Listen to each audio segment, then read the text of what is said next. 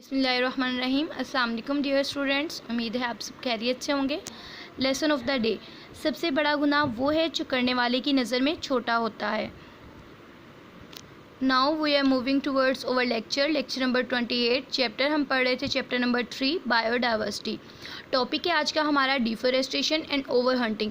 और previous lecture के अंदर हमने पढ़ा था major causes of species extinction, कि स्पीशीज़ जो है एक्सटिंक्ट किस वजह से हो रही हैं।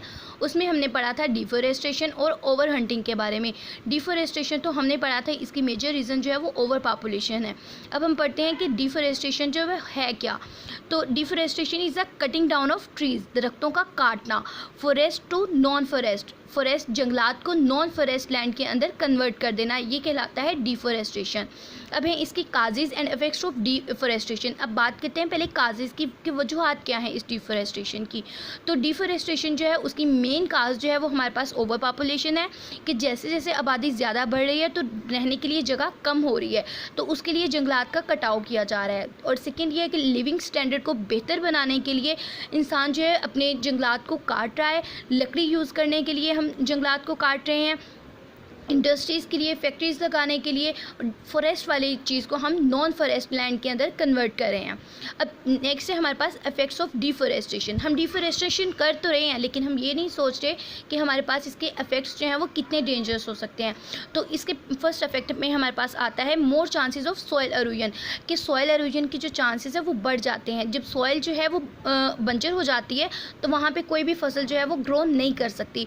तो नेक्स्ट हमारे पास उसका इफेक्ट क्या होता है कि हमारे पास जो भी एसेंशियल न्यूट्रिएंट्स होते हैं सॉइल के, वो जब भी हैवी रेन होती है हमारे पास तो essential nutrients are washed out.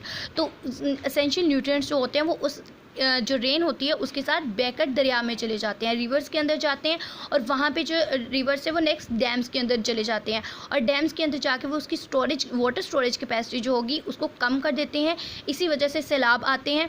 और नेक्स्ट हमारे पास है डिक्रीज ट्रांसपायरेशन रेट, डिक्रीज़ कर देते हैं ट्रांसपायरेशन रेट को, क्योंकि प्लांट्स नहीं होंगे तो ट्रांसपायरेशन का रेट ऑटोमेटिकली कम हो जाएगा। जब ट्रांसपायरेशन रेट कम होगा तो उसकी वजह से क्लाउड फॉर्मेशन जो होगी वो भी कम हो जाएगी। क्लाउड फॉर्मेशन कम होगी तो हमारे पास रेन के जो सोर्सेज होंगे उसके अंदर भी कमी वाक़या हो जाएगी। अब नेक्स्ट है हम जो यूज़ किसके लिए कर रहे हैं डिफॉरेस्टेशन, हम कर क्यों रहे हैं, हम जो है उसकी क्यों यूज़ कर रहे हैं फॉरेस्ट को। तो फर्स्ट ऑफ ऑल हम टिम्बर यूज़ कर रहे हैं बिल्डिंग्स वगैरह में यूज़ करने के लिए, और जो वुड पल्प है उसे हम यूज़ करते हैं मेकिंग पेपर बनाने में यूज़ कर रहे हैं। हमारे पास है biosphere stability and attraction. Biosphere stability क्या है कि फॉरेस्ट जो होते हैं वो एक्सट्रैक्ट करते हैं कार्बन डाइऑक्साइड को, और एयर पोल्यूटेंट्स जो हवा के अंदर मौजूद होते हैं उनको एक्सट्रैक्ट करते हैं और बायोस्टेबिलिटी के अंदर अपना रोल प्ले करते हैं। और अगर फॉरेस्ट होंगे हमारे पास तो वो देखने वाले को अच्छे लगते हैं, तो टूरिस्ट के लिए जो होते हैं वो अट्रैक्शन का जरिया बनते हैं। तो लेकिन ये भी जो हमारे पास बायोस्फीयर स्टेबिलिटी है और अट्रैक्शन जो है वो दोनों चीज़ें हार्म हो रही हैं डिफॉरेस्टेशन के ज़रिए, यानी कि इनको नुकसान पहुँच रहा है डिफॉरेस्टेशन से। जब डिफॉरेस्टेशन होगी तो हमारी बायोस्फीयर स्टेबिलिटी जो होगी वो भी कम होना स्टार्ट हो जाएगी। जो टूरिस्ट के लिए अट्रैक्शन का है हमारे पास फॉरेस्ट वो भी कम होना स्टार्ट हो जाएंगे।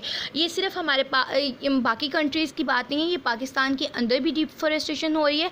लाइक हम बात करें हमारे जो प्रोविंस है खैबर पख्तूनख्वा उसके अंदर, तो वहाँ पे जो है फॉरेस्ट जो है वो 1% पर ईयर जो है वो श्रिंक हो रहे हैं। उनके अंदर 1% जो है हर साल जो है उसके अंदर कमी वाक़या हो रही है। ये तो हमने पढ़ा डिफॉरेस्टेशन, और उसके अंदर हमने पढ़ा काजेज़ क्या हैं, उसके इफेक्ट्स क्या हैं। नेक्स्ट जो हमारे पास मेजर है वो है ओवर हंटिंग।